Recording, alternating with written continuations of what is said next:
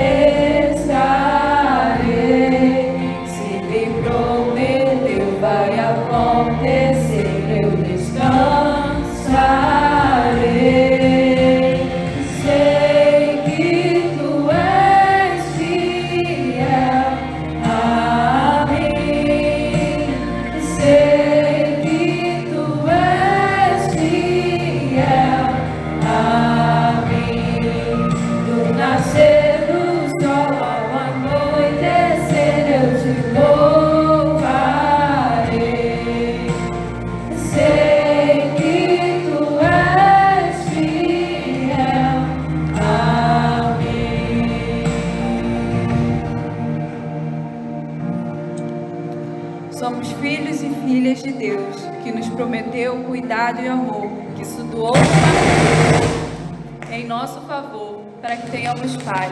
Ele nos deu livre-arbítrio.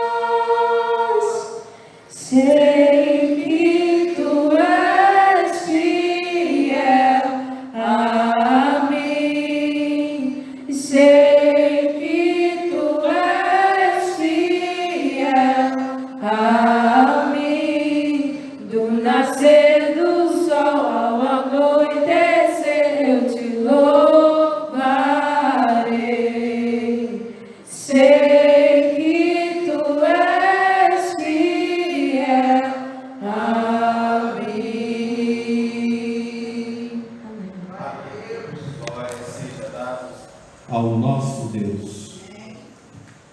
Vou pedir ao diácono Marcos que esteja orando agora pela ministração da palavra. A igreja pode sentar.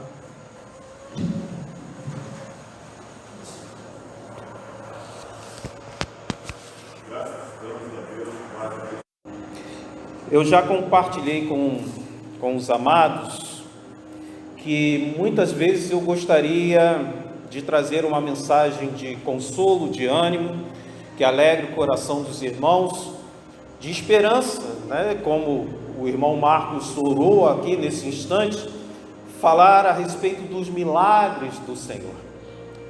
Mas eu creio que tudo isso está numa construção que depende da ação de Deus na nossa vida, que muitas vezes não atua de uma forma como nós imaginamos, como nós queremos, mas segundo a visão que Ele tem para cada um de nós. E no momento que eu começo a fazer uma mensagem que eu tenho na minha mente, do homem humano, uma mensagem de consolo, de conforto, o Espírito Santo de Deus vai guiando e às vezes vai fechando portas, e eu louvo ao Senhor por isso, porque hoje eu fico mais em paz, porque eu entendo a necessidade principal de nós estarmos aqui é de atingirmos o objetivo de Deus para as nossas vidas.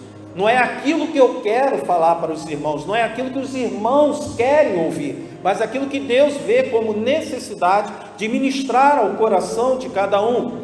Então, qualquer ministração que eu fosse trazer para os irmãos nessas áreas, talvez eu conseguiria fazer os irmãos se sentirem bem. Mas o objetivo de Deus não é que nós venhamos a nos sentir bem, mas sim que nós estejamos bem de fato. Porque o sentimento de estar bem é um sentimento que pode ser passageiro, é aquele bem-estar, aquela alegria, aquela palavra que vem e fala ao nosso coração e nos enche de fogo do céu, que nos dá a certeza de que estamos lutando, mas o Senhor está conosco. Mas muitas vezes isso pode ser algo emocional, mas o Senhor quer algo profundo na nossa vida, algo que seja duradouro, algo que tenha condições de entrar no nosso coração e transformar várias áreas da nossa vida. Porque a maior luta que nós temos, e a palavra de Deus nos fala a respeito disso, é a gente passar por uma porta. E essa porta, ela é o quê? Ela é larga? Ela é estreita. Então há uma grande dificuldade para que nós consigamos fazer e atingir aquilo que o Senhor preparou para nós, sermos aquilo que o Senhor quer que nós sejamos.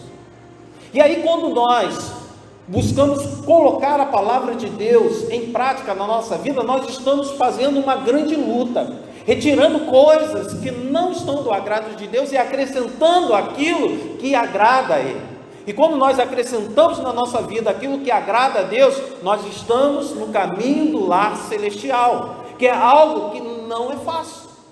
Mas se nós estamos no caminho de algo que é difícil, de alcançarmos isso, então as demais coisas, o que elas são? Acrescentadas. Elas se tornam coisas secundárias. Por isso, queridos, precisamos cumprir confiantemente as orientações do nosso Senhor, buscando reinos dos céus, ciente que aquilo que necessitamos, Ele há de acrescentar na nossa vida. Tudo aquilo que nos angustia, Ele há de fazer algo nessa situação. Então, o processo do Senhor é retirar da nossa vida tudo aquilo que nos separa do nosso Deus, e acrescentar na nossa vida tudo aquilo que nos aproxima de Deus. Paulo era um servo de Deus preocupado com isso. Por isso, nas suas cartas, muitas vezes, tinham mais palavras de exortação do que de consolo e conforto.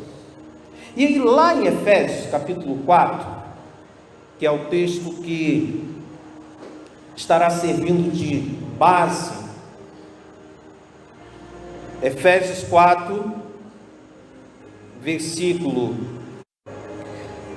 quanto à antiga maneira de viver, vocês foram ensinados a despir-se do velho homem, que se corrompem por desejos enganosos, e serem renovados no modo de pensar, e a revestir-se do novo homem, criado para ser semelhante a Deus em justiça e em santidade, provenientes da verdade. Santo Deus, que seja a sua palavra se manifestando na nossa vida e nos convencendo a respeito do pecado, da justiça e do juízo. É o que eu te rogo em nome de Jesus. Amém. Irmãos, apesar de popularmente nós conhecermos como carta aos Efésios, na verdade essa carta ela não foi direcionada somente para os Efésios, para a igreja de Efésios. Essa carta era uma carta circular, ou seja, ela era para todas as igrejas, o qual Paulo estava à frente dessas igrejas. Então, era uma carta que ela estaria caminhando e passando de igreja a igreja. Só nesse fato, irmãos, nós já percebemos um grande problema, porque Paulo ele começa a falar a respeito de novidade de vida para crentes. Ele começa a falar a respeito de abandonar o pecado, de ser renovado, de ter a sua vida transformada. Bem, poderia ser simplesmente isso se nós não continuamos lendo todo os textos de Efésios e vamos ver ali práticas pecaminosas, o qual Paulo está preocupado com o que está acontecendo dentro da igreja. Então, queridos, nós vamos ver que há uma questão a ser tratada que não é restrita a uma igreja, mas a santificação é algo que preocupa Paulo e que atinge a todas as igrejas. Por isso, no capítulo 1, Paulo traz à memória deles que o processo realizado por Deus foi grandioso, foi um processo maravilhoso, e o Senhor fez algo na vida deles para garantir para eles algo tremendo, a herança celestial, para que um dia eles estivessem recebendo aquilo que Jesus deixou para eles. Logo em seguida, no segundo capítulo, ele lembra qual era a situação daqueles leitores, aonde eles estavam antes de entregar a sua vida a Jesus. Então ele traz a memória desses seus leitores: olha, veja quem vocês eram, veja um ponto da onde vocês saíram. Tem que haver uma distinção, tem que haver uma diferença, não pode ser a mesma coisa. É o que Paulo está tentando mostrar para eles, e tentando também mostrar que antes das misericórdias de Deus serem derramadas na vida dele, tudo que ocorreu, tudo que foi manifesto, mas que tudo que Deus fez não foi mérito algum de nenhum deles, foi a graça divina, foi a graça de Deus. Mas antes de apontar os perigos, os erros, o que poderia culminar com todas as atitudes erradas na vida deles, Paulo diz: eu oro para que vocês compreendam tudo aquilo que o Senhor é na vida de vocês, tudo que foi conquistado para vocês. Paulo ora para que eles compreendam o amor de Cristo por eles. Paulo ora para que eles vivam de maneira que estejam de acordo com o que Deus quis e como Deus preparou para que eles fossem. Queridos irmãos, cerca de 1900 anos separam esses escritos que foram destinados a essas igrejas dos dias atuais. Mas a mesma preocupação de Paulo deve existir com os mesmos pregadores de hoje, porque as mesmas circunstâncias que ocorreram naquelas igrejas ainda, infelizmente, ocorrem na vida dos crentes de hoje. Hoje temos uma enorme quantidade de igrejas, as mais variados tipos de igreja. Hoje temos um grande número de irmãos espalhados por este mundo. Hoje, só no Brasil, nós vamos ver um grande número de evangélicos. Mas por que o nosso país não está melhor na questão dos relacionamentos? Porque os lares estão cada dia com mais problemas? Porque a nossa sociedade está cada dia mais difícil, irmãos. Se temos tantos evangélicos, se tem tantos crentes, Se tem tantas pessoas orando, será que o erro está em Deus? Será que a falha está no poder de Deus? O problema, queridos, é que as igrejas estão cheias de membros, mas escassas de discípulos do Senhor. É esse o problema. As igrejas estão assim, abarrotadas de gente, mas o que falta são seguidores de Cristo. Faltam as igrejas e as pessoas estarem dispostas a ouvir a mensagem do Senhor, ao clamor do Espírito Santo de Deus, e tornarem válidas na vida delas aquilo que o Senhor quer que elas façam. Falta, queridos, que essas pessoas que iniciaram uma jornada com o Senhor Jesus caminhem cientes que ela precisa terminar, e ela precisa ser validada a cada dia, a cada momento. E aí o que acontece é que tem igrejas com muitas pessoas que entram muitas vezes com fervor, que entram com um grande desejo de fazer a vontade de Deus, mas infelizmente o testemunho de muitas pessoas que estão ali dentro não faz com que essas pessoas assumam um compromisso com o Senhor, ou, quando não, muitos entram já sem um compromisso com Deus, por tudo aquilo que ouvem e veem. Muitas dessas pessoas perdem o foco, irmãos. Muitas das pessoas desistem. Aquele que quer seguir a Cristo, ele precisa entender que o seu objetivo prioritário é agradar a Deus. A sua busca, o seu objetivo a cada dia é agradar o Senhor, e não tem como fazer isso se nós não distanciarmos da velha criatura, se não nos afastarmos daquele velho eu, se nós não caminharmos para uma distância bem grande entre a nova e a velha criatura. E isso, irmãos, infelizmente, o que temos visto é um número cada vez maior de cristãos descompromissados com a santidade. A santidade, a palavra não é essa, mas eu vou usar, irmãos. Saiu de moda. E santidade não é questão de moda, é questão de obediência à palavra de Deus, é questão de objetivo. O que você quer é construir algo, uma casa, você tem um objetivo, e para esse objetivo você vai tirar dinheiro daqui, você vai tirar dinheiro de lá, porque ninguém rico aqui, pelo menos não que eu saiba, mas você começa a apertar de um lado, apertar de outro, porque você tem um objetivo, é construir a tua casa.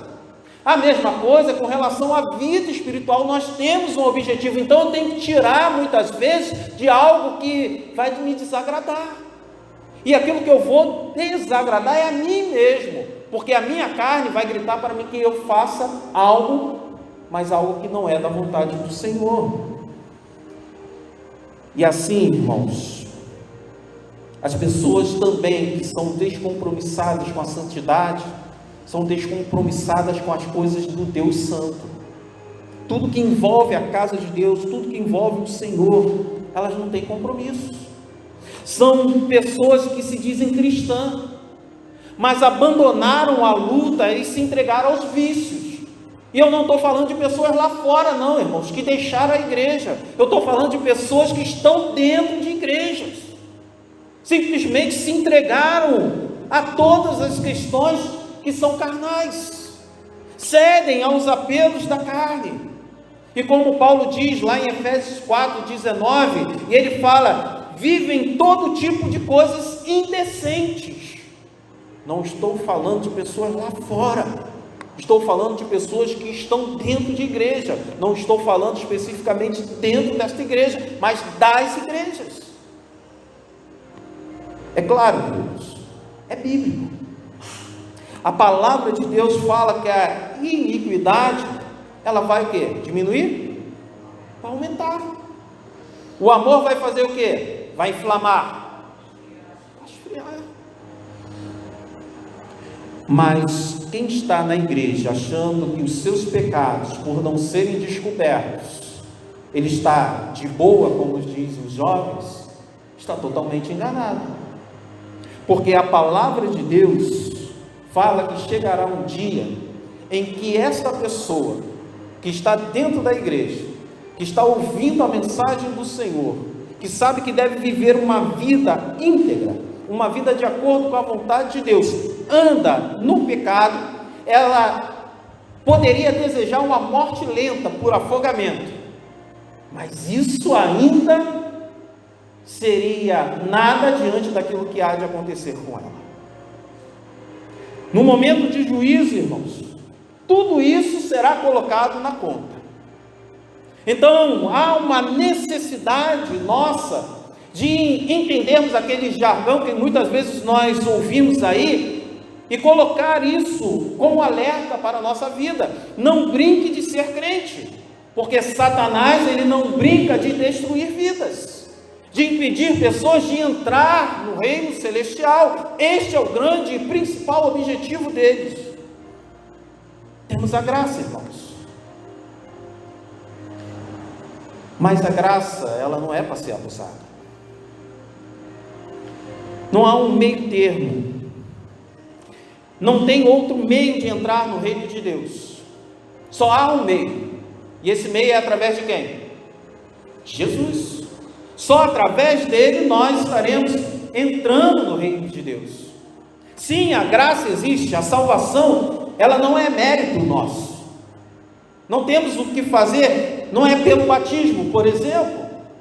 O batismo, ele é a confirmação de uma aliança com Deus, uma indicação e um desejo de morrer o velho homem, fazer o velho homem morrer. Olha, eu estou assumindo que o velho homem precisa morrer e eu quero fazer uma aliança com o Senhor, e por isso eu estou sinalizando para todos que agora eu vou ser uma nova criatura.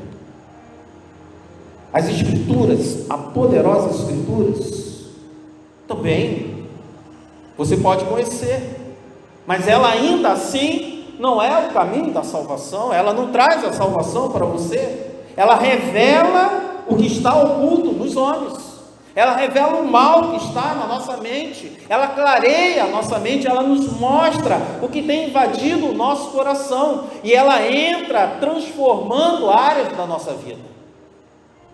Essas coisas, queridos, são importantes. Eu não estou falando que elas não são. Elas são importantes na vida do crente, mas ela não é a salvação. Porque, infelizmente, há muitas pessoas que acham que por conhecer a Escritura, por ter se batizado, por ser membro da igreja, ela está salva.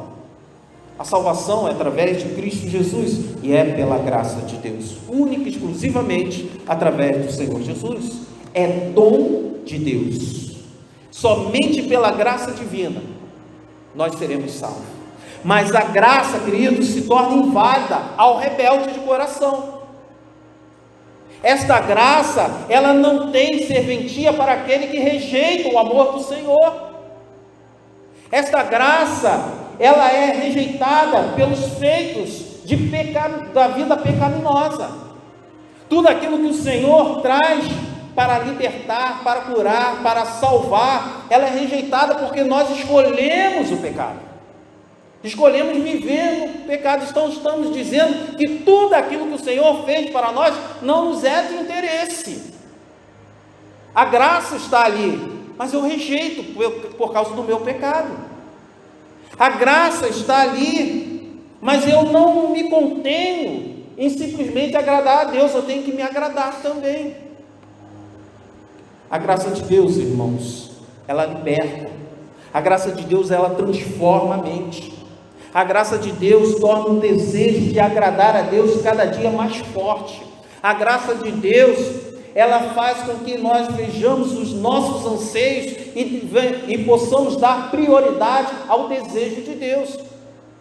Esse é o efeito da graça de Deus na nossa vida. Mas se não vivemos assim, a graça de Deus não está valendo para nós. Ela manifestou na vida, foi lá, te resgatou, trouxe para o aprisco, mas você é uma ovelha rebelde. Você fala assim, nada disso importa. Não tem aquele louvor, eu quero a Deus, né? Fala, eu quero o mundo. E aí está lá na igreja escondidinho, né? com Bíblia debaixo do braço, mas está na vida do mundo. A graça tem efeito? Não tem. Porque a graça está sendo manifestada ali e a pessoa quer, sem admitir, no inferno. A graça de Deus nos dá a oportunidade de recomeço, irmãos. A graça de Deus nos dá a oportunidade de nascer de novo, de ser uma nova e melhor criatura, de estar disposta a amar a Deus Pai, a ouvir e obedecer o Espírito Santo e a seguir no caminho celestial. Então a graça de Deus manifestando na nossa vida nos leva para o encontro com Deus. Mas quando nós vivemos no pecado, essa graça de Deus não está fazendo efeito na nossa vida. Precisamos da verdadeira conversão, irmãos. O príncipe dos pregadores, Batista, Charles Spurgeon, ele diz em seu sermão: o homem não regenerado ama os seus pecados e não vai se arrepender deles. Ele só carrega em seu peito, e até que a sua natureza seja alterada, ele nunca vai olhar para eles com horror e tristeza, cada um dos seus pecados.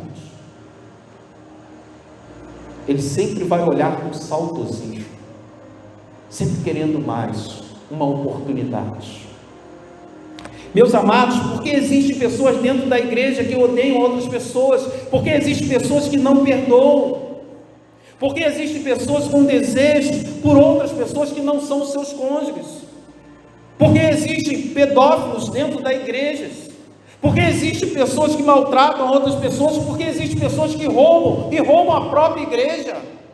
Por que existem pessoas que continuam nos mais variados tipos de pecados dentro da igreja, irmãos? Porque não se converteram, não se libertaram.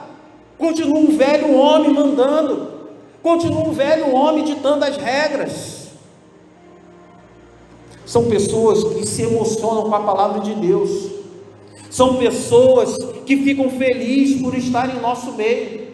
São pessoas que ouvem, cantam as nossas músicas, gostam da nossa música, cantam conosco, participam dos nossos eventos e iludem-se, achando que tudo isso é a salvação, achando que tudo isso vai fazer delas cristãs, achando que isso basta para entrarem no reino de Deus. E o que nós falamos no início, entrar no reino de Deus não é por uma porta larga, irmãos, e tudo isso é porta larga. É uma vida compromissada com o Senhor, com a palavra do Senhor e com Deus da palavra. Todas essas pessoas são pessoas convertidas, mas sabem no que? Nas suas vaidades. Mudam de roupa, usava sainha, short curtinho, alguma coisa assim, passa a usar roupa de crente. São pessoas que se convertem na sua forma de falar. Muitas vezes falava muito palavrão, falava coisas erradas e agora está falando como cristão. São pessoas que se convertem, mas não em espírito e em verdade. Não há frutos. Não há frutos que mostram ali que o Senhor, o Espírito Santo de Deus, está de fato ali. E isso é fácil de notar quando chega em casa, quando está entre os amigos, quando vai para um local de diversão. Essas pessoas não nasceram de novo, irmãos, e não estão dispostas a isso. Por isso, estão sendo condenadas dentro da igreja, estão indo para o inferno dentro da igreja. E nós, como igreja, precisamos ter uma atitude, irmãos, porque chegará um dia em que todos nós estaremos diante do Senhor, todos serão julgados pelos seus atos, e neste momento, as lágrimas, sejam elas copiosas lágrimas, elas não surtirão efeito. Pode ter o maior arrependimento de toda a vida, mas diante do Senhor não mais fará efeito. Pode se ajoelhar e orar como nunca orou, mas já é tarde demais, porque é o momento do julgamento. Não há momento mais de restauração, porque toda oportunidade foi dada. O pecador está destinado àquilo que é para ele. Quando eu era criança, eu fui batizado. Eu tenho fotos para provar isso. E aí tinham pessoas lá que também provam isso, que estavam lá no meu batismo. E elas fizeram uma confissão por mim. Elas se comprometeram pela minha vida, porque eu era criança, eu não sabia o que era certo ou errado. E isso não é válido diante de Deus. Mas eu cresci, me tornei adulto. Eu assumi um compromisso com o Senhor. Mas se isso fosse sem o entendimento do que eu precisava ser para com Deus, depois de assumir o compromisso com Ele, de nada disso valeria, irmãos. O meu batismo seria simplesmente um mergulho nas águas, porque eu não tomei a decisão de matar o velho homem. Aquele que se diz seguidor de Cristo tem que entender isso. Eu tenho que fazer morrer o velho homem, e eu tenho que, para isso, me aproximar de Deus, entender qual é a vontade de Deus, e pedir para que Ele a cada dia trabalhe na minha vida, para que o velho homem, que sempre tenta predominar, venha morrer a cada dia. Eu precisei compreender que o pecado é um mal que habita em mim, mas que eu preciso me livrar. A cada dia, a cada momento, a velha criatura tenta aparecer, mas ele não é permitido pela ação do Espírito Santo. O meu antigo eu era escravo do pecado. O meu antigo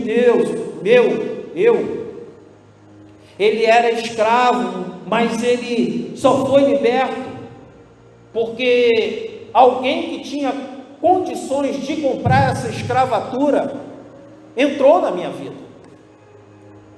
O escravo, ele só é liberto quando alguém compra a escravidão dele e liberta, ou quando ele mesmo compra a sua carta de alforria. Eu não tinha condições de comprar essa carta de alforria do pecado. Eu era escravo do pecado e eu não tinha como sair dessa escravidão. Foi necessário alguém com poder e condições de fazer isso. O Rei dos Reis, Senhor dos Senhores, Senhor Jesus. Ele me comprou, Ele me resgatou e Ele me libertou, como cada um de vocês. Então entenda isso: você é liberto em Cristo Jesus.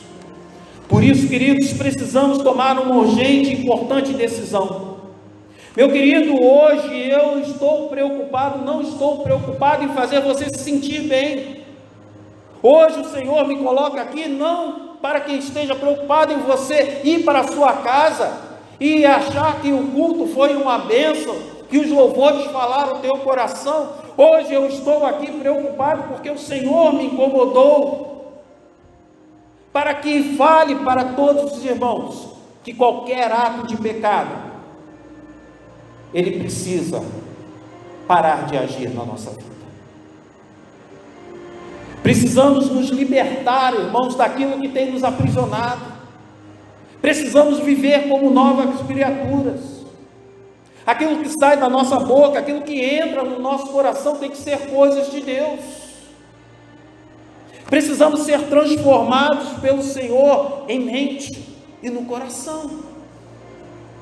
Eu estou preocupado em trazer a vontade de Deus para a tua vida. Estou preocupado e fui chamado pelo Senhor para falar daquilo que tem talvez te incomodado, mas que você não tem feito força suficiente em oração e buscar o Senhor para se libertar.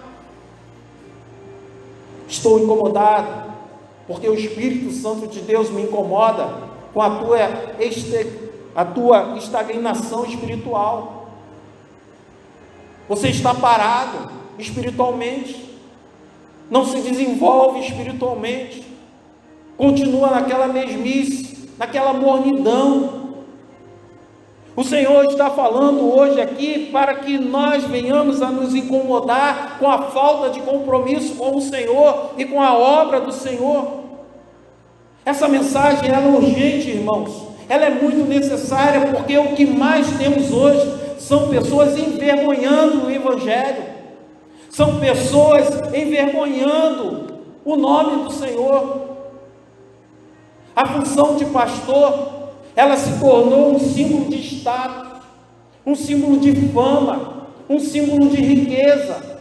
E isso tem sido, para os crentes, sinônimo de credibilidade. Se é famoso, eu dou crédito. Se não é, não tem muito crédito. Se tem muito aplauso, eu dou crédito. Se não tem, eu dou crédito. Vá lá no Antigo Testamento e veja os profetas de Deus, irmãos. Quais os homens mais ungidos eram perseguidos? Não estavam ali para agradar homens, mas para agradar a Deus, para fazer a vontade de Deus, para falar aquilo que vinha do coração de Deus. Não estava ali para agradar governadores, presidentes, reis, mas para confrontar aquilo que está errado. Sabe o que está acontecendo, irmãos? Aquilo que é sinônimo de credibilidade entre crentes tem sido para o mundo sinônimo de desconfiança. Eu vou confessar para os irmãos, muitas vezes eu me apresento como cristão, mas eu fico desconfiado de falar que eu sou pastor, porque se fala que é pastor, a pessoa já fica desconfiada. Se tem criança perto, já bota assim, ó, puxa para trás, porque é o que a gente está vendo aí, irmãos. O evangelho sendo esculhambado aí, irmãos. A gente servindo de chacota. Igreja cheia, com boa música, uma boa estrutura, se tornou atrativo para os cristãos e não cristãos. Mas os ensinos de Jesus têm ficado em segundo, terceiro plano. Falar de Jesus é coisa que acontece, não virou alvo principal. O caminho da salvação equivocadamente tem se tornado consequência, ao invés de meta dos crentes e de igrejas. Nossas igrejas estão cheias de lobos devoradores. Está cheio de lobos devoradores. Eu não falo só ministros, não. Eu falo de pessoas que são membros de igrejas, que muitas vezes convida o outro crente para ir para o pecado.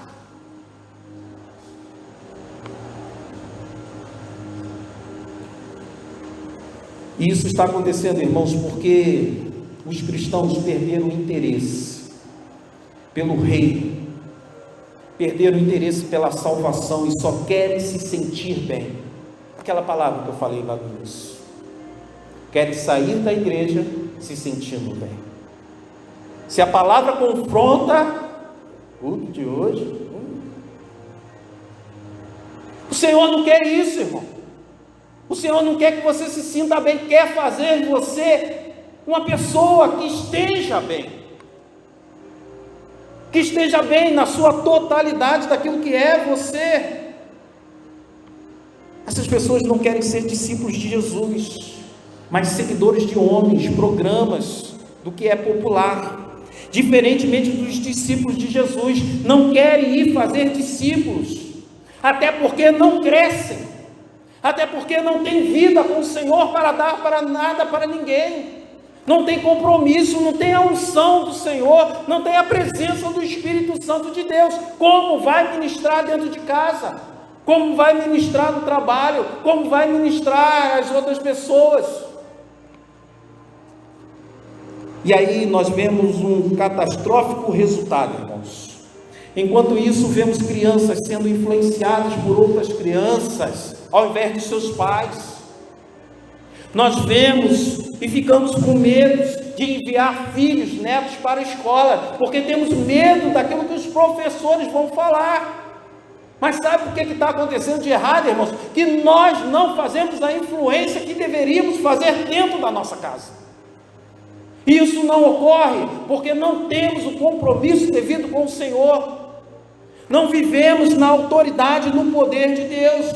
Vivemos com medo, porque não fazemos a nossa parte na nossa vida, de testemunho nos nossos lares, de entender qual é a vontade do Senhor.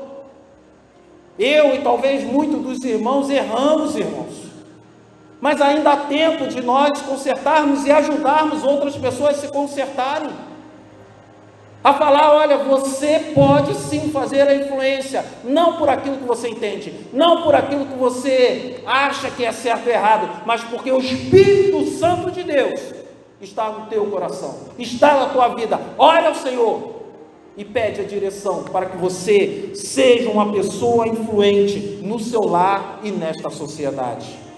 Ficamos com medo do futuro, irmãos, e ficamos com medo porque alguém pode ensinar às outras pessoas, aos nossos filhos, aos nossos cônjuges. Isso ocorre porque a nossa influência, ela é fraca. E é fraca porque não buscamos ser influenciados pelo amor de Deus. Um amor que inflama, que apaixona, que nos enche de amor e confiança.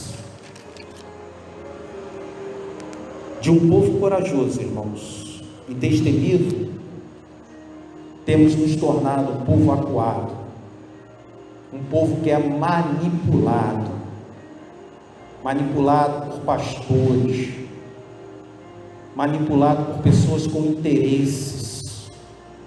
A pessoa chega dentro da igreja e fala: amém, glória a Deus e aleluia, basta para os crentes. Ah, é cristão. Ah, esse é de Deus. Não temos mais influência na sociedade, irmãos. Sabe qual a influência que a gente tem? De números. Sabe pelo que nós deveríamos ter influência? Pela nossa santidade. Porque quando aqueles que estão lá em cima governando esse país olhassem para nós, veriam um povo santo, separado para Deus, e teria medo. Eu não vou fazer isso, não vou fazer aquilo, porque tem um povo santo, um povo que sabe que é certo e errado, que não é manipulado pelas outras pessoas, mas que busca em Deus a direção. Se eu não tiver alinhado com a palavra de Deus, não tem mais para mim. Não temos atitudes que fincam marcos espirituais na nossa vida, na vida dos nossos familiares, irmãos. Algo que todos olhem e vejam a atitude condizente de um novo ser moldado, transformado pelo poder de Deus. Não falamos de Cristo com entusiasmo, não vivemos a vida cristã com entusiasmo, mas no mundo, o mundo vai na contramão disso.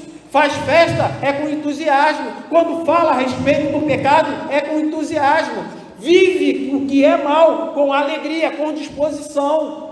Estão dispostos a passar horas e horas no mal, mas nós não. Quando vamos falando de Jesus, eu sou de Jesus. Você é cristão? Eu sou. E aí como vamos impactar este mundo, irmãos? Está faltando paixão por Cristo, está faltando paixão pelo Evangelho. Tem um trabalho aí, pastor, pode me botar, estarei aí. A minha prioridade é servir ao Senhor, a minha prioridade é estar à disposição do Senhor. Enquanto nós somos vacilantes na obra de Deus, irmãos, eles são assertivos na obra do mal, e por isso está acontecendo o que está acontecendo. Termino essa mensagem falando para você: não há um outro ponto na nossa vida tão marcante quanto a ruptura entre o velho e o novo homem. Esse é o marco da tua vida. Se você não consegue identificar isso, tem algo de errado contigo. Se você não tem uma vida renovada, se a tua vida está confusa com o velho homem, está embaralhada com o velho homem, tem algo de errado. Meu querido, hoje o Espírito Santo de Deus está te questionando: que tipo de vida cristã você tem levado?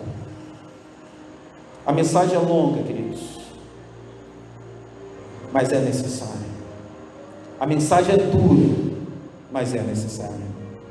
Meu amado irmão, minha amada irmã, hoje você estaria em condições de apresentar-se diante de Deus?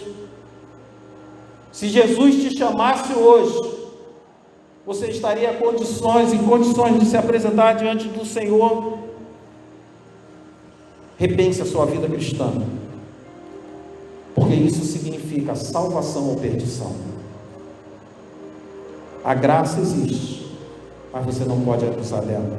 A verdadeira conversão precisa acontecer na tua vida. Você precisa tomar uma urgente e importante decisão: viver o novo de Deus na tua vida. Senão, um catastrófico resultado vai acontecer na tua vida. Os diáconos, por favor. Feche os seus olhos.